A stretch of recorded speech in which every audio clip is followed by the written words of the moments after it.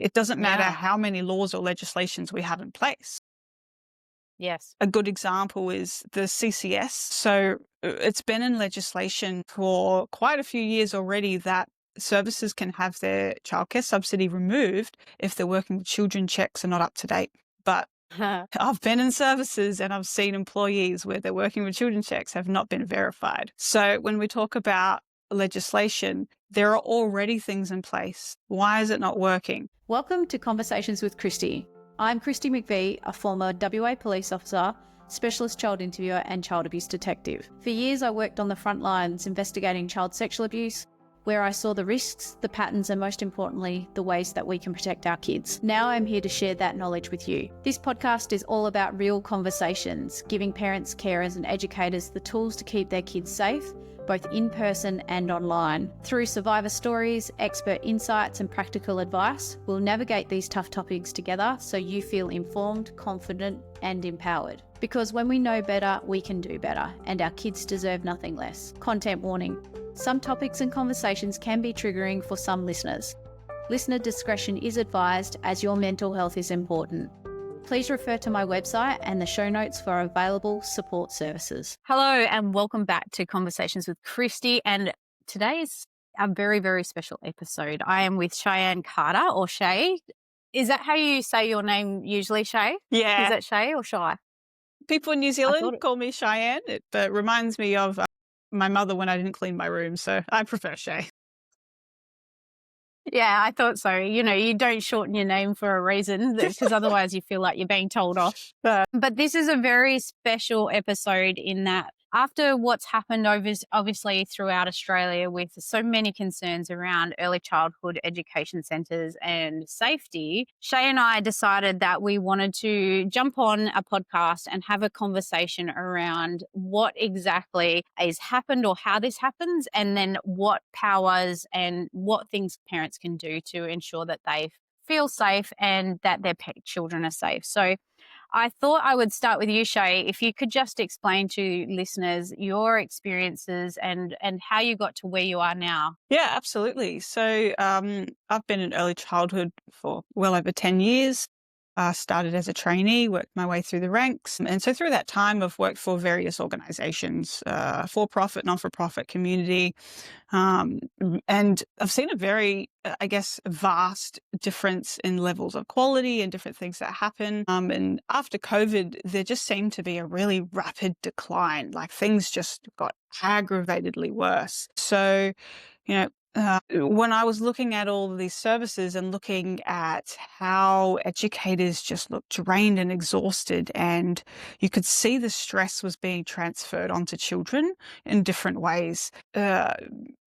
Because I was going to more than one service, I kind of like thought to myself, okay, I can complain about it, but I can complain more if I'm doing something about it. So I kind of asked myself, what can I do? What abilities or skills do I have where I can help in this situation? And so that's when I started looking at, technology and my social media, and just educating the public on different elements of child safety. And everything that I do with content is all about empowering the workforce so that they have the knowledge and the tools so that it translates into more safe environments for children. As we know, any parent would tell you how stressful it is with their child. So when you're in a room of 20 to 30 children and you don't have a break or proper breaks, you don't have the right resources. All of those things add added pressure and added stress, and a stressful adult is not good for a child. So I think all the support the workforce can get will help keep children safe and help educators be able to create those safe environments. So yeah, that's kind of what I've been working on this year. Yeah, so the first time I came across you was during that 7:30 report. Obviously, you've turned your experiences and what you've seen into consulting for and to basically helping improve the standards for workers or for educators. Yeah. So with the consulting, I started off heavily in the for-profit avenue, helping for-profit providers. And my, intention behind that was, I was very good at making money when I was a manager. And so I thought to myself, if I can make these people more money, maybe they'll invest in the right areas. How naive of me. So I learned a lot through those experiences and understood so many different lenses or different perspectives on the other side of the business. And that honestly drove me more to just wanting to help the workforce, because now I was hearing the voices from business owners. I thought, okay, there's obviously a gap in value of staff development. So how can I, and what in my power can I do to support that development on a mass scale? And with the media and the Four Corners and 7:30, I think, for a very long time, I was very afraid, very scared to speak up. I've seen a lot in the services, a lot of wonderful things, but also a lot of really bad situations. And I think even as managers, we get put into this position where we're so afraid to say anything. And so doing that public media was like, okay, well, if I can do it, then anyone can do it. And so, I just wanted to be able to kind of show people that it's not as scary as it does feel. Yeah. The greater cause is more important. Yeah, and I guess and I'll explain a little bit about what my experiences and my background. From my perspective, if your whole business model is based around children, then child safety should be your number one priority. There is no business without children, and if children aren't safe, then there is no business. So it's kind of mind-blowing to me, and I know that how it's happened. I can see how it's happened. And from my experiences, I can see how, and I know how, some of this situation in Victoria and in New South Wales and Queensland and all around Australia, that just because we only know about these recent incidents doesn't mean that's not happening elsewhere. But I do want to remind parents that, for the most part, most early childhood educators are doing their best. They're trying really hard. They're in a system that isn't supporting them. And I think most parents understand that. They can see that, So I think for the most part, most parents understand that. They just don't want it to be at a risk, their children to be the ones that are, put at a risk because of it. So, yeah. Okay, so a little bit about me for anyone who's listening and hasn't heard my story. I was a West Australian police officer for 10 years. I got into the police when my daughter was only 2 years old, and it's a crazy story of how I got there. Go back and have a listen to other episodes. But when she was 2, I joined, and some of the first cases that I went to as a general duties police officer, in particular one that's on the front of my mind first week in, was a child sexual abuse case. And I think that sort of might have set me up to become what I did become. So after just a year in the police, I became a specialist child interviewer. So I interviewed children who had been sexually abused and abused. I was one of the only interviewers in my region at the time. So I was flown all over the Pilbara in Western Australia, and I interviewed kids all over. And then after 4 years, I became a detective and then put my hand up to go into the child abuse squad, where I was investigating historical child sexual abuse as well as current child sexual abuse.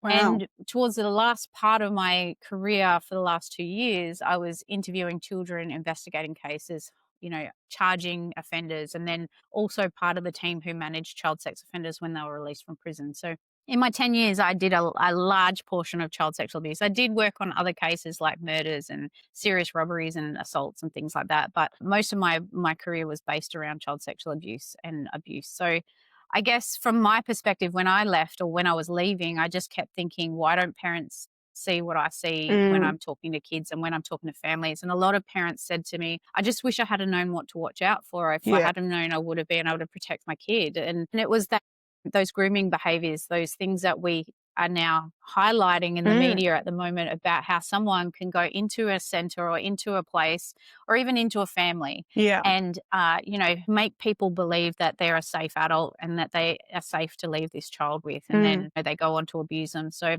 I wrote a book about that called Operation Kid Safe and A Detective's Guide to Child Abuse Prevention. And it was kind of like it was because I couldn't stop thinking about all the kids. I tried to become a personal trainer after I left the police, but I kept thinking about the children that I felt like I had let down my community and children by leaving the police. It wasn't by choice in the end. I actually left because I had PTSD, and I was going to say that must have been yeah, really pretty psychologically challenging to listen and hear every week. yeah. It was really intense, especially because where I worked at the time, especially those last 2 years, where I worked, I was expected to interview the children and investigate their cases. It should Mm, not have happened that way. And even right. though I spoke up about it and said, look, this is not actually good for my mental health, Yeah. they didn't have anyone else to work on them. So they just were like, you just got to do what you got to do. They Yeah. didn't listen to me, and it did affect my mental health, and it did cause, severe anxiety and PTSD. But to be honest, I think when I left the police and I felt like a failure, I Mm, absolutely did. And that was part of the mental illness that I was dealing with. Looking back 5 years now, I've been out of the police for 5 years, written a book. I'm now, obviously advocating for better child safety, for identifying grooming, talking about this in public, mm, which never in a million years did I think I would be doing what I'm doing. I'm sure it's the same for you, Shay. absolutely. But it's just one of those things where it sort of evolves, and here I am, 5 years later, and I'm on Sunrise and I'm on the TV and on radio, and you're thinking, how did I get here? But it was because I knew that kids needed me to speak up for them, Yeah. and that we don't listen to them enough, and we just don't give them enough space and time and attention to be able to feel safe so that they can disclose. And there's a lot of, even in the police, there's a lot of holes in the Mm. system. So, yeah. So my experience with what we're dealing with is in that I would have been the person to come in and investigate. Combined with your experience, hopefully we'll be able to give parents some clues as to how this has happened and why this happens, and then how parents can keep their kids safe whilst in care. Absolutely. And so I guess I have a question for you in terms of like through all those cases, and I guess you might have been asked this 1,000 times already, but were there any similarities between the offenders apart from, say, gender? Yeah, so I guess, and this is a big question. I don't want to make it a gendered issue purely because it takes Mm, away from the fact that abuse is like from the children. yeah. But we know that over 90% of all sexual abuse is by men. Mm, So yeah, so the similarities would be in the grooming techniques, okay. in that they are very good at gaslighting, sort of. And I've been considering this overnight as well because I knew we were having this conversation. They're very good at being that favorite person or that really charismatic person within the team. And Mm, they groom adults and children. They usually groom adults first and children second. So right. before the child's even being abused, they're already grooming the adults so that the adults are less likely to see what's happening. It's sort of like a magician's trick, right? Nothing to see over here, but you're doing this over here kind of thing. Yeah. So they've already groomed the adults. So in this setting of like an early childhood education center, they'd be best friends with the director. They would be really close to, anyone in the higher ups. They're going to be really helpful to those people. They're going to Mm, be bending over backwards to help them and make it easier on them. And that's because then they're also, if anyone starts getting curious or maybe suspect, they're also going to go on a complete campaign to discredit that person, and they're yeah. going to make them seem like they don't like them. They've never liked them before. They make false accusations. They just don't, like it's all, they're the victim. Mm, The person who's over here grooming everyone is the it's victim. very And this person, narcissistic. massively so. I mean, of course. But also, whilst they're doing that and they're grooming children, they're also putting a wedge between children and safe adults. So they might be, that really, really important person in that child's life, someone that child can talk to about anything. They're giving them treats or special treatment that, will be against policy probably, but also is making the child feel special. They're also encouraging secrets between the child and the person that's grooming them. And usually over time, the child then stops communicating with others and going to other people. They're Mm. very much attached, especially in early childhood, very attached to this person. Well, But yeah, as you yeah, were describing, I'm thinking to myself, like, wow, childcare is the perfect environment because we are actively promoted to create those relationships with families and children. So, from mhm, a very naive I guess, perspective, it can look like just a really good employee. Mm-hmm. Yeah, and I mean, I think if you look at it from the lens of, okay, and I talk about the fact that grooming versus inappropriate behaviors, someone who is just being inappropriate because they don't know any better Mm. will usually when they're called out on that behavior, or when someone brings it to their attention, they will then attempt to rectify and fix that and be apologetic Yeah. because they just didn't realize, but someone who's grooming will deflect and discredit and destroy the person who's doing it. Yeah. Or, they'll just pretend. They'll deflect mostly. I would never do that. I don't understand why you would think that about me. That's so, and then they go into that victimhood again. Mm. But also in these situations, I mean, you can have these kinds of relationships with families and children without excluding all children. It should be Yeah. equal. Yeah. You should be having these relationships with families and these relationships with children because you're someone who spends so much time with these kids. It's really important that you do have these close, safe attachments. Otherwise, they don't want to be there, right? They're going to be Exactly. a nightmare to deal with. Yeah. So you can have those attachments without actually excluding other children from that, or without, with having safe boundaries around that attachment as well. So I don't think it's when you don't understand the actual what a safe adult is, or if you don't have like some boundaries around how to have those safe relationships. And, Mm. in these situations, how this happened, I believe, with this person.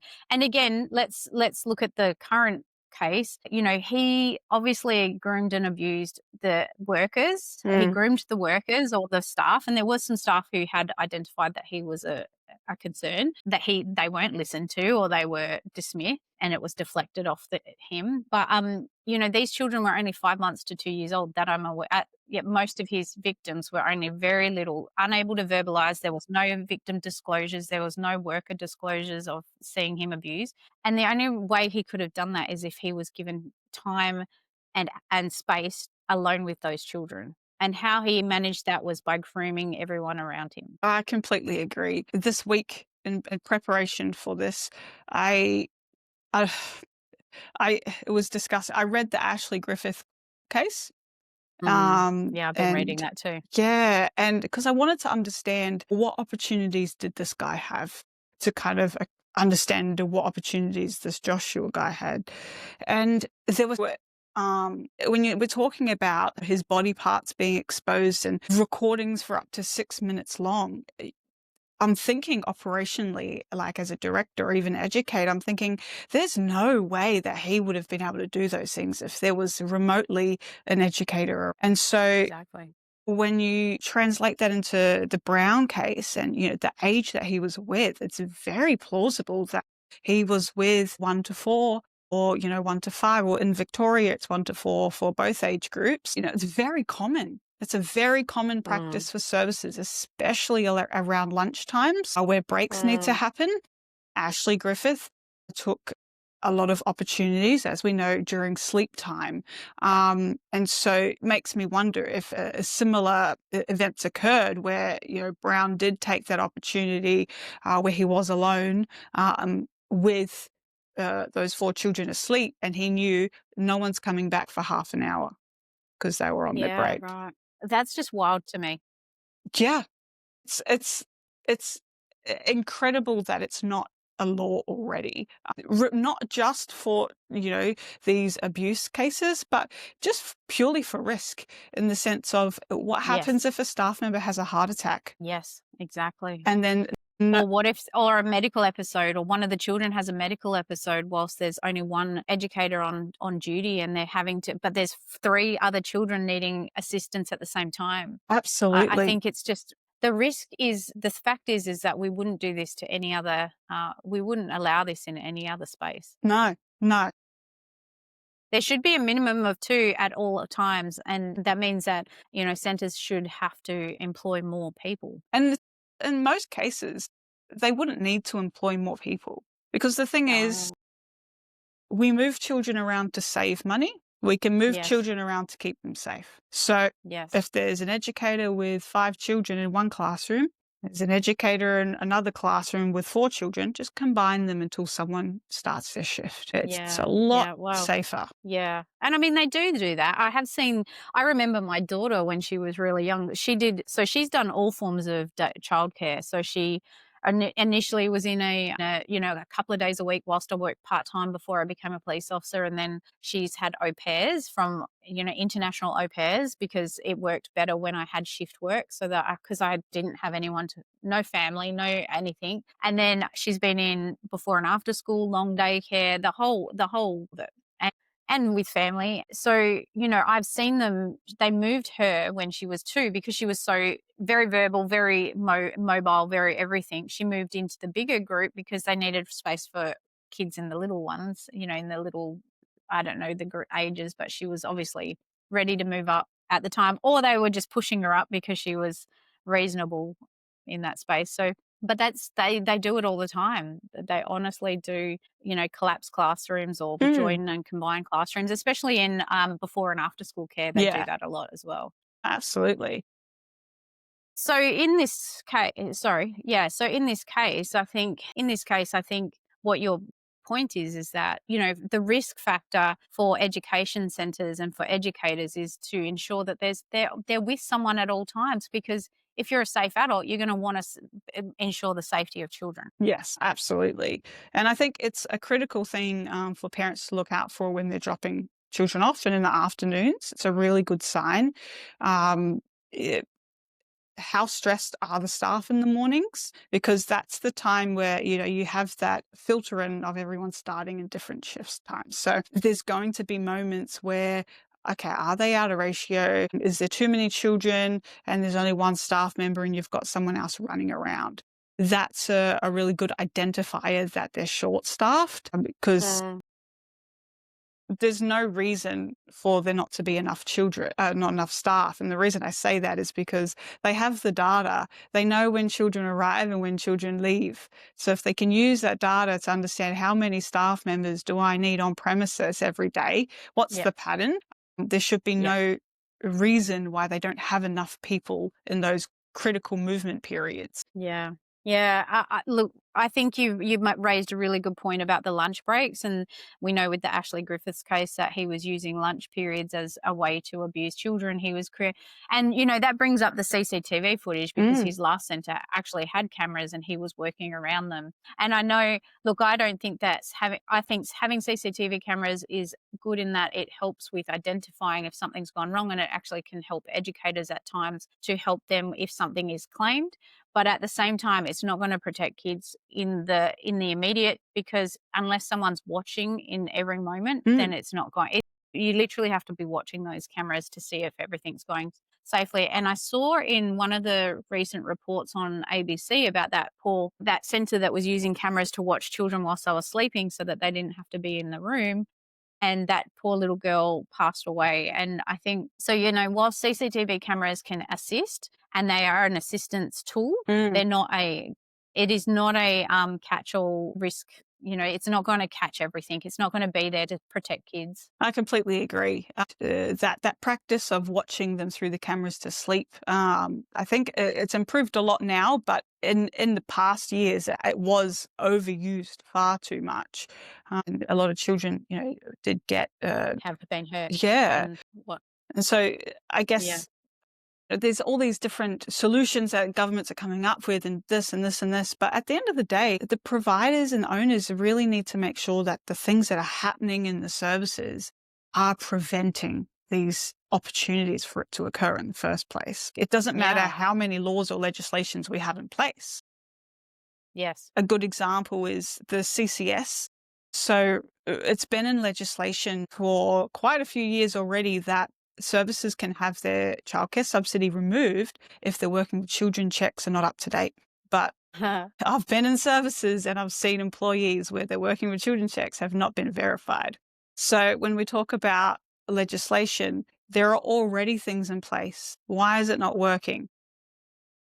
Because I don't. not working for one reason only. There is too much rope given to services to maintain status quo and keep the doors open, because obviously if a service is shut down or if their CCS is removed, the parents are going to be the ones who have to front the cover. And if that happens and they leave, then parents don't have, there's limited spaces in a lot of cases anyway. They don't have, like, we don't have an abundance of early childhood centres right now anyway. So parents are struggling to get the right care regardless. And so a lot of the times parents feel like they're stuck, that they have to stay where they are, because unless a space comes available in another centre and it's whatever. So I think for that CCS thing, that's interesting you bring that up. That was a question I got on Sunrise on Monday morning about like the removal of CCS. And they said, is that obviously, the question was, will that fix the problem? And I said, well, it's going to incentivize directors, but is it going to fix it? Well, how long is it going to take them to have it removed before they actually do anything about it? Well, this is the thing. How long is the rope? Exactly. So when the state regulators, have done their spot checks and they've identified these, gaps in staff records, they're already not communicating it to national government. So it will be very interesting to see how they are going to ensure the communication between the state regulators is consistent and ongoing with the national regulator. Yeah, I'm already feeling a little bit disillusioned with the current noise in the government around how to fix this. They're also talking about those more. The other question I had on Sunrise on Monday was that they would give them extra powers to do spot checks without a warrant, but they already have that power. So this is just lip service that we're getting, and I'm definitely not okay with what is being said, because that is not going to protect kids. That's just going to give, again, how long is the rope. But one thing you brought up is the working with children's check, and parents, obviously this is a large topic of conversation, because we know that working with children's checks don't show intent. They only show if someone's been charged. A lot of the times education centres and regulators aren't notified until a charge has been made. So, and I know from my experience of investigating these cases that we don't notify anyone until there's a charge made, and a lot of cases go without charge because it's the burden of proof that police have to up to, the expectation to find, it's beyond a reasonable doubt. So therefore you can't just charge anyone for anything without actually having evidence. And, in this case in Victoria with Brown, for instance, he would probably have gotten away with it for a lot longer if someone else hadn't have been picked up with the exploitation material that he had sent them. Yeah. So he hung himself in his own noose because he had distributed the child exploitation material he was creating in this centre, and therefore that was how he was caught. And I'm thankful for that, because he could have been doing this for years, like Griffiths, if he hadn't of. And Griffiths was caught in a similar way because he was finally identified from exploitation material that he had been creating for over 10 years. So, if this exploitation material wasn't picked up, they could have continued to abuse. So I think for the working with children's check, yes, it needs to be nationally regulated and it needs to be better, communicated, but it's not a catch-all. We know that it's not going to catch the people who are investigated but not charged. It's not going to catch the people who are, who have intentions but, and we had a saying in the police, you only catch the dumb pedophiles. So, which is sad. It is, because the smart ones don't get caught. What's your opinion, or I guess in your experience? I read a lot of the NCAT tribunal cases, and I've read a couple of situations where the working with children check system worked and barred this person, but they've gone to tribunal and they've had it overturned. And this is people that have had possession of child sex material. And something that when I'm reading these cases that comes up often is their use of mental health, and how I was only looking at that when I was depressed. And I'm not depressed anymore, so I'm not interested in that. And I was saying to someone the other day, I said, I don't know about you, but when I'm sad, my sexual preferences don't change. It's like, what's your opinion on the fact that those people are now then working with children? I think it's a massive cop-out, and it's a huge risk. we know that, like you said, I mean, you're reflecting on it from your own perspective. My sexual preferences don't change because I'm depressed. No, they don't. Usually you have a lower sexual desire. You don't actually want to be engaged in that. And we know there's research that shows that people who watch child exploitation material and child abuse material are 60% more likely to go and seek out children afterwards. So we know that it increases the risk of abuse. We know that children, offenders who watch child abuse material actually go on to offend if they don't find a way to curb their abuse, the watching of abuse material. We're actually seeing offenders younger and younger now. We used to not only, but we used to see a lot more offenders in their 40s and 50s and 60s, because they might have been offending in their earlier years, but it takes a long time for there's some really interesting psychology around this. I'm not a psychologist. I just understand what I've seen. But, like there's those intrinsic, boundaries that you have inside yourself. Like, it goes against your values. You know that it's wrong. You know that it hurts someone else. You know that all of these things. And you've got these like little barriers in your brain, like it's all boxed up in your brain and you understand that, right?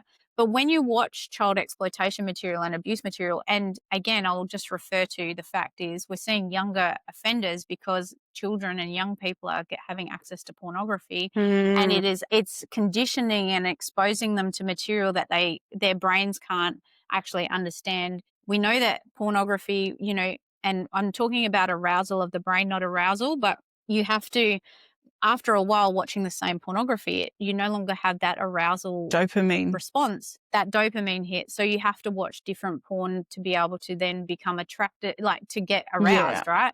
So so there's a progression from normal pornography, which there's no normal pornography anymore, to more violent pornography of choking and hitting and degradation and stuff like that, to, then your more violent porn, to bestiality, to child abuse material. And so it's a progression so if children are starting to watch porn at 12, for instance, then that progression is going to go faster. And what we know is now that they land on child abuse material and then they go and seek out children and they do it to children. And we're seeing that younger and younger. So for instance, that excuse of, oh, well, I was depressed at the time and that's what I was watching. Well, that is a real concern, because if they're in a state of depression where they're feeling bad and they're watching abuse of other children, tells me more about their mental, like it's not about their mental health, it's about there's more psychiatry going on, I believe. Yeah. And that they're attracted to children. And one of the things that I talk about in podcasts and in presentations is not all pedophiles or child sex offenders are actually attracted to children. Some of them can be attracted to adults but abuse children anyway because it makes them feel powerful, gives them control. They're in a position of power. We've got 3 types of offenders. The first is pedophilic or predatory. They're only attracted to children. They're our classic sex offender. But they are more likely to offend against boys. And in my experience, I've seen them. And when we think about a pedophile, we think, say, what do you see when you think pedophile? We think of like that trench coat, flashing, maybe in a white van handing out lollies, right? Then the next sex offender or potential sex offender is opportunistic. They can be attracted to children and adults, and they can have relationships with adults and then abuse children. So, and quite often with those people, I see them in like their parents or their grandparents or, family members or, the dads of a friend or whatever. They're the people who are happily married or seem happily married, etc. And then you've got the situational offender. And I liken them to when you hear of the stories where someone's broken into a house and then they've gone and raped the grandparent or the older person in that house. It's like the situation was there and they took it. Yeah. And in a lot of those cases with the situational offender, they've had a loss of control or their addictions got overtaken them, or their opportunity was there so they took it. But they don't necessarily have an attraction to children. Right. So with Brown and Griffiths, they put themselves in a position so they could be near children. And getting back to how this happened, this can happen in anyone's home. Like we know that over 90% of child sexual abuse happens over 90% of child sexual abuse happens by someone known to the child. We know that someone who is attracted to children will find ways, they're 3 times more likely to put themselves in a position where they can work with children or have a job that is with children. So with those risks involved, we need to make sure that we tighten up the policies and the supervision around spaces where children are. Absolutely. And That was a lot of information. no, no, this was great because I've got, my mind's ticking, and I think, almost the HR companies and, directors almost need critical training around this stuff so that they can make executive decisions when hiring, but also, in that 3-month probation period, really monitoring the interactions and the behaviors around staff members so that they can identify, concerns or red flags and keep a record for any ongoing concerns. I don't think, many directors or HR managers would know where to start when looking at who's a risk. And so this information would be incredibly critical as a way of prevention. Yeah. I think, and I mean, this is how I ended up in this space, and it wasn't what I was thinking when I started, but I think that's the thing. Like, if we know that the research is there, the patterns are there, the stories are there. We don't even need to do any more research to know how to identify. I mean, look, we can't look in the street and go, that's a pedophile, that's a pedophile, that's a pedophile. There's no way to do that because they all look different. Yeah. It's not like you can pick them out of a lineup. It's going to be on behavior, and we need to focus on behaviors and pay attention to behaviors. Yeah. Oh, that's really interesting. Yeah.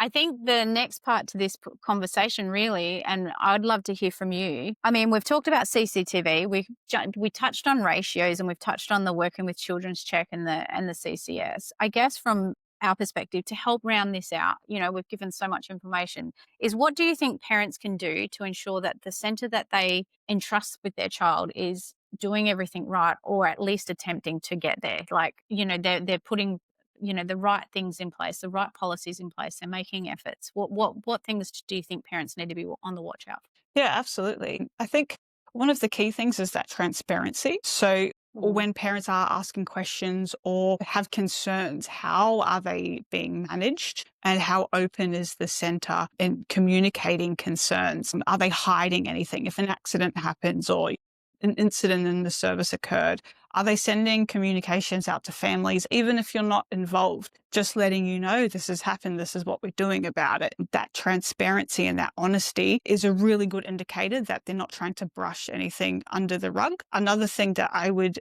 consider is how the staff are, how supported they are.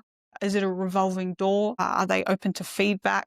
Do you see them or hear any updates about training and development? And usually staff members will, give you a pretty honest answer if you ask them, when was, your last staff training, or do you feel like you're supported fully? But also every service is supposed to have an open door policy, which allows families to come in at any time.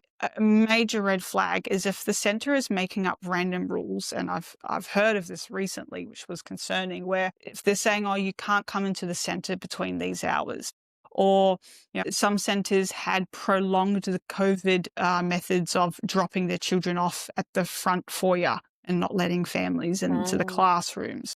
If they're still doing things like that, that's a red flag. There should be no reason why parents can't go into the classrooms. So that open door policy is critical. So and testing it out. So if you do have a bit of a longer lunch break, or you have 10 minutes, popping in and seeing what it's like during the middle of the day, because that will give you a really good indication of what's going on when parents aren't normally around. Also, any opportunity to go on like incursions or excursions is an opportunity to see what's happening in the service. So often because it's a busy period, we've got so many things we're dealing with and managing, masks can't be held up for too long, and so you'll get to see the educators in their natural flow, and you'll get to see how they're interacting with children, as well as the numbers of staff. Yeah.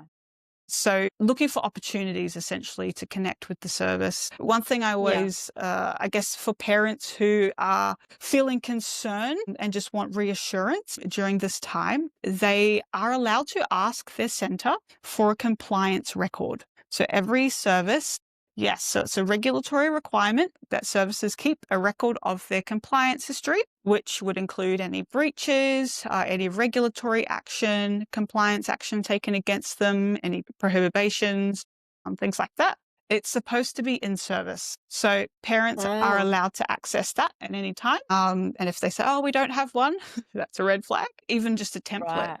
So say, for example, it's a brand new centre and, knock on wood, they've actually had no compliance. There should still be at least some sort of template with a spot check, this date or whatever on it. Yeah. There is so that they've been checked. Yeah. Yeah. And parents can access that. Yeah. So can they go anywhere online to actually check these, or is it all in service that you have to ask for them? So the specific service-based information is just in service at this stage. Each state's regulatory department does have information on certain compliance actions. Depending on the state, depends on how detailed it is, or even if they provide the names. Western Australia is the best by far because they'll. Well, that's good to know. Yeah, no, absolutely, it's great. They'll publish everything. New South Wales and ACT is the worst. ACT publish absolutely nothing, and a lot of New South Wales's data is numbers, how many per quarter type thing, and they publish the most serious compliance actions when services have been shut down or a child's passed away or things like that. There's an element where you can search those websites. It just depends on your state. Can you explain a couple of terms to me? So one of the things that I read was the, and I don't know, the report that comes out once a year about, how many services there are, how many compliance checks they've done, et cetera, et cetera.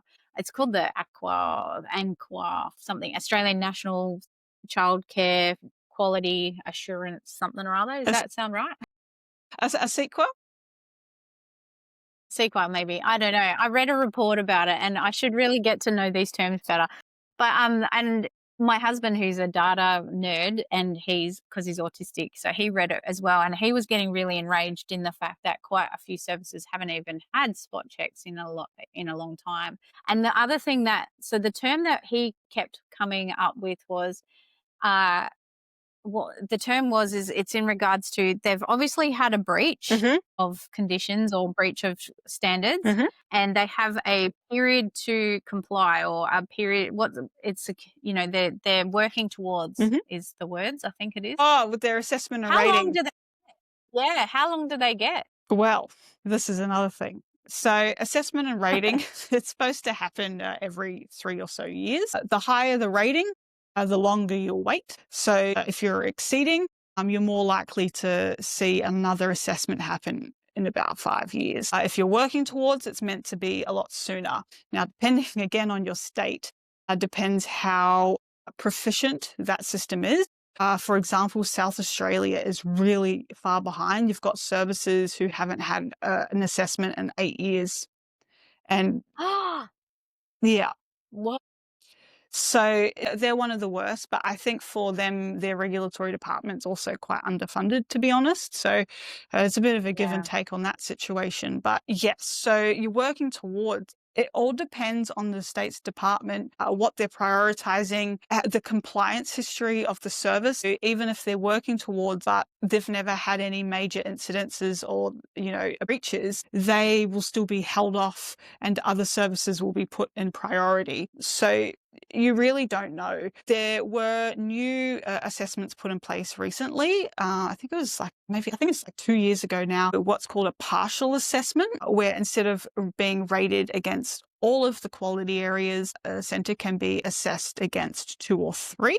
And that was to eliminate the long wait periods. And to attempt to try and get these working towards services to meeting. So they are working on different strategies. To be honest, the inquiries that are happening in the state regulators, so we've got one going on in New South Wales. I think Queensland's just jumped on board. Victoria, they're discussing it in Parliament, going back and forth. They're having a bit of a battle. These are going to be really critical in understanding why the systems haven't been working, because you can get officers coming in and grilling centres over really minute things like a piece of paper not being on the wall. Yeah. And what happens is when those things occur, it's taking up resources. So that officer then has to go back to their office, fill out the documentation, do the breach, start communicating with the service and take that process. And those resources are then being taken away from a service that needs to be shut down or has a history of compliance or has complaints, and it's not being addressed proficiently. And I think, and actually I'd be interested to hear your opinion on this, where I guess I feel like because the officers are only dealing with, through spot checks, a particular type of provider and a particular environment where they're only seeing poor practice and only seeing negative, I guess, environments. Yeah. It's bleeding into their perceptions of going into other services. And so this is where we're getting this mismatch, because they're just like police officers are dealing with criminals all day, 100%. like all week. You start to see everyone through that lens. And this is where I feel like the regulatory department really needs to focus on more development with their teams around, okay, how do we manage that lens? How do we prevent ourselves from walking? No, it happens in every organization. It's happening in, police, child protection. It happens in family court. It happens everywhere. When you're investigating this stuff, you also need to be, one investigator, and it happened in the police, one investigator interprets the legislation and the policies and standards in one way, and another investigator has a bit more laxative opinion, and so they investigate it in a different way. It happens everywhere. And what I think is happening in a lot of states that aren't doing this well, and that training isn't being maintained, and they're not getting that adequate training, is there's such a differing between each that it's not consistent. Therefore, people like yourself who was managing a centre, they don't know whether they're coming or going, and Arthur or Martha, and they don't know which ones to actually uphold. And you've got to have there's just so much variation there. And you'll hear, because I know, like any industry, you're talking between each other and between centres, and people are, having conversations about this stuff.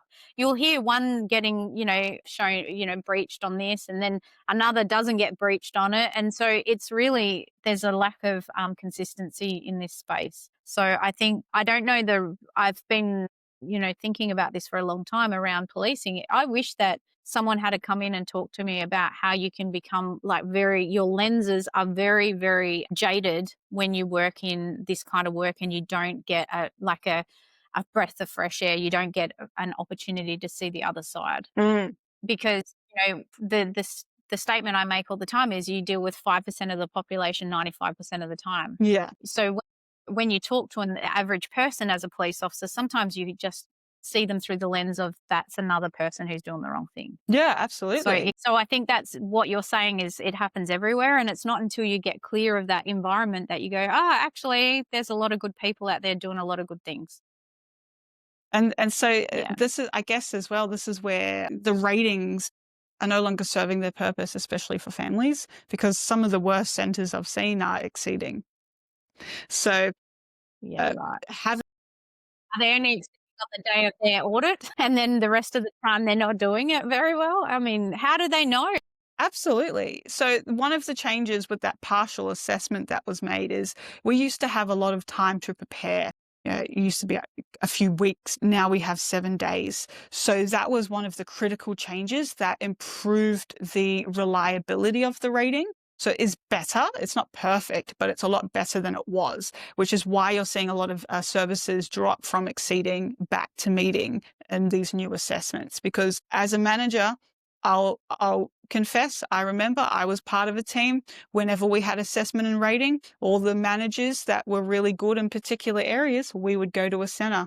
We would clean it up. And then sometimes... Yeah, exactly. It happens in every industry. 100%. And then on the day of assessment, there were times where I pretended to be an educator, so that those practices flowed through for that assessment. When you're in it, because of the environment, it's normal. It wasn't until I stepped away that I was like, wow, that was really bad. That's unethical, but at the time I was like, wow. Don't worry, I've had those come. What an opportunity. I feel so honored to be part of this project, because that's the way they put it to you. It was like circling the person who's actually having trouble so that no one can see that they're having trouble, and then moving to the next. Like, you're basically not improving anything in that way. And my daughter has this saying these days, if it hurts, that's when you get the biggest lesson. Mm, So I feel like centres who are doing the wrong thing need to hurt before they'll actually change and make improvements. absolutely. You know, if we keep fixing these problems with very temporary measures, then they're never going to actually fix it. And we 100%. know that. So I wanted to ask before we finish, where can parents report issues if they see something? Because, and not only parents, there might be some educators who Mm, listen to this. And the thing, and I hope some educators do, because I think some of this information that we've talked about is really important. And you brought it up at the very beginning. Educators are scared to speak up because they lose their jobs. They get targeted. They get basically made to feel like they're the problem and nothing. Like, they get targeted. And so it's safer. And I understand safety inside and out. We do what we have to do to stay safe. mm. So some people will keep it quiet, will keep it in, will go along with the flow. It's called fawning. And then they, it goes against their integrity. Eventually they get sick of doing that and sick from it. So where can they go if they anonymously or even giving their name, where can they report issues that they're seeing so that we can give some power back? I mean, first of all, obviously, if they notice any of those things that you pointed out, and we'll wrap that up at the end, but where can they report? Absolutely. If there's any concerns about compliance, concerns about the practices that are happening within the service, you can report to your state's regulatory authority. So usually for each state, it's the Department of Education for that state, but it's also called different things depending on the state. So for example, WA, it's called Department of Communities. But if you just Google childcare and your state regulatory authority, it will come up. If you're concerned about a staff member's performance or their interactions with children, you're reporting to your child safety ombudsman in the state. So for New South Wales, we have our reporting system, and every state has their own. I think I actually had listed it on one of my links in my TikTok, so I can set those up. We'll put those in the show. We'll put some of these links in the show notes, I think, because Yeah. that will help if anyone's got any concerns or wants to look more into it. Because I think from my perspective, I know that when I feel like I've got choice and control, I feel safe. Absolutely. So, and that's where it comes down to. Everyone should have, everyone has the right to feel safe. And I talk about protective behaviours and body safety. I think one of the things that I would be looking for in a centre is body safety education of some description, and the overall respect of children. Yeah.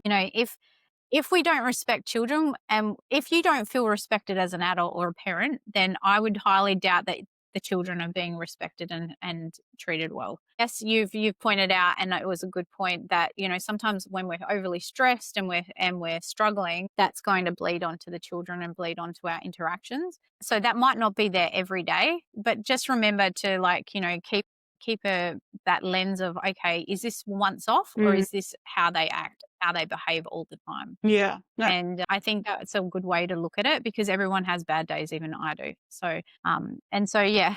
And I have a lot of bad days with a teenager, like, oh my gosh, I love her to bits, but yeah, some days, honestly, no one warns you. I think the young, but mind you, when I was handing her off to the early childhood education centres, I would be like, oh, thank God I don't do that job. I really think educators need to be paid better because they deserve it, honestly. But this is why our breaks are so important, right? I know I harp on about it a lot. Like, what a way to describe it is to parents. I'm like, it's so draining. We love our job, but I don't think they realize how overstimulating and how it burns out you can get so quickly if you're not having those just 15 minutes of silence where no one is calling your name, no one is asking you a question or pulling on your shirt.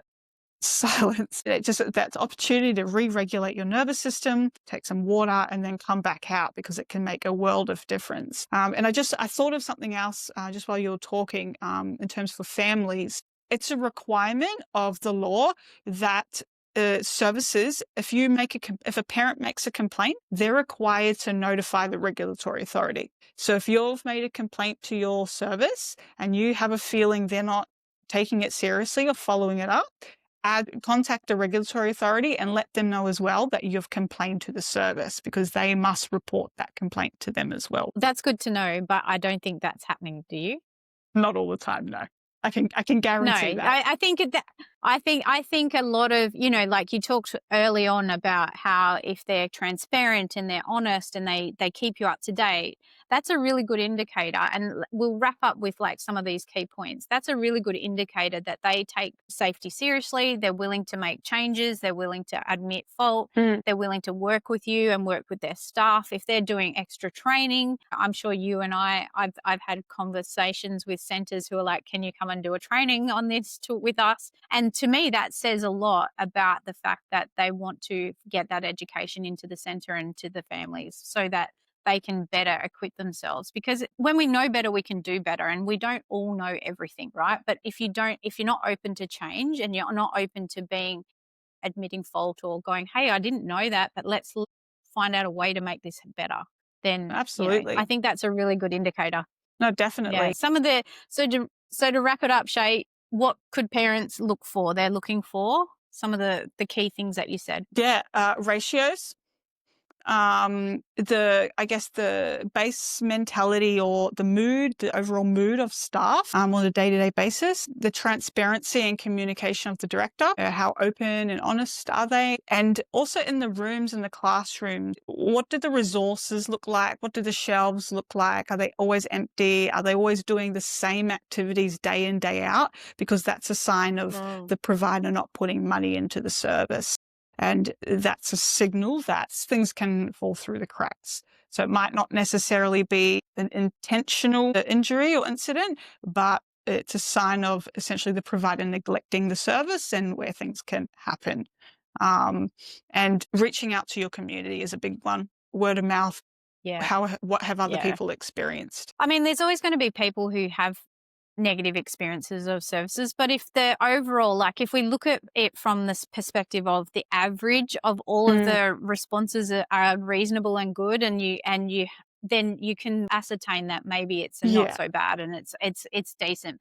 But if you get lots and lots, and it's the same, I get them in my local Facebook group. Which school would you choose, this one or this one? Because and then everyone's like slagging off one school or the other, and it can become a bit more of a harder decision because you actually can't make a decision because people always have things to say, right? But Google reviews, Google the centre, look up that. Ask when you go for a walkthrough, ask for that, that report or that document that you're talking about. Absolutely. And then, then they know you're serious. They're going to go, oh, this parent knows what they're talking about. Yes. And so the right provider will absolutely give you that information. For example, when I was directing, I over-reported, right? So if a director is always willing to have you in their office, always willing to share updates and communicate what's going on or give you anything that you need to feel reassured, that's a really good sign. Yeah, I agree. I think that shows an amazing space where if they're willing to listen to parents, they're willing to listen to kids, and absolutely, and they're willing and they're taking it seriously. Well, this has been an amazing conversation, but I feel like we could talk for about 3 more hours. Chey, if anyone wants to find your resources or you, where can they find you? Yeah, absolutely. So my website, Divergent Ed, divergented.com.au. Because that's the thing about that. I'll make sure it's in the show notes. I love how you're like, I know how to spell this. But like, hang on a minute. Or my TikTok is another one if you prefer video format. Otherwise, I do a bit of content on LinkedIn as well. So if you Google my name, Cheyenne Carter, things pop up. But yeah, those are my 3 main points of call. Well, it's an amazing thing for you to turn what you've seen and what you've done into like a new way for parents and for educators, because you're here to advocate for educators. You're not here as you want educators to have the best work environment and experience that they can, and I really appreciate that because I think there's a lot of pressure on them right now. There's a lot of pressure anyway. This is just another thing on top of it, so it's really nice that someone's advocating. I think there needs to be more advocation for, or advocating for, educators. And from my perspective, for anyone listening, you can find me at Kristi McVee or kristimcvee.com. And I obviously talk about grooming behaviours, red flag behaviours, predatory behaviours, body safety education. I've seen the benefits of body safety education in both young children and older children, in that they disclose abuse quicker and they understand what's happening to them, because that's how these people get into these spaces, because the younger a child is, the less likely they are to understand what's happening, and therefore they're less likely to disclose or expose them. So I think from this experience, I really hope to see change in the industry, and I hope that parents, please send through some questions or comments to us, and hopefully we'll do another episode of talking about any questions that parents have, maybe. That sounds great. Thanks. If you're open, Chey. Yeah, absolutely. No, thank you so much, Kristi. It's been a great chat. Your history and your knowledge is invaluable. And yeah, I think it's really important for people to hear. So thank you for your work as well. I think it's brilliant. Oh, you're welcome. Yeah, children, they need the people around them to keep them safe. So everything that we're doing, it's collectively, it's making a bigger impact than we probably realize. I reckon. I really do think that. And that's all I can ask for. I am sure you're the same. You've gone into this space to advocate for educators, but at the same time, when educators are better provided for and better supported, they can do a better job. So it's going to impact children in both ways. So thank you so much. No worries. Thank you, Kristi. Appreciate it. Thank you for listening to this episode. Education empowers children, strengthens parents, and most importantly, prevents abuse. That's why I do this work, and that's why you're here. So truly, thank you. If you'd like more support or resources, follow me on social media under Kristi McVee or Cape-AU, where you'll find all the links in the show notes. You can also grab a copy of my book, Operation KidSafe, A Detective's Guide to Child Abuse Prevention, at www.cape, where you'll find further resources and self-paced courses to help you in this journey of protecting your kids. If you found this episode valuable, please take a moment to leave a review or share it with someone important. Your support helps more parents and caregivers discover this important information and take action to keep kids safe. Check the show notes for extra links and support. And most importantly, thank you for showing up and taking action to protect your kids. See you next time.